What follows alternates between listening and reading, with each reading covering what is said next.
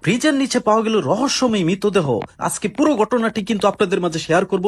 সবাই কিন্তু ভিডিওটি শেয়ার করে দিবেন, প্লিজ সবাইকে অনুরোধ করব ভিডিওটি শেয়ার করে দিবেন।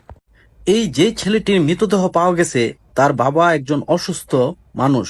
তার সংসার চালানোর জন্য কিন্তু পুরা সংসারের ভার ধরার জন্য এই ছোট্ট ছেলেটি, 12 বছরের এই ছেলেটি কিন্তু রিক্সা চালাতো।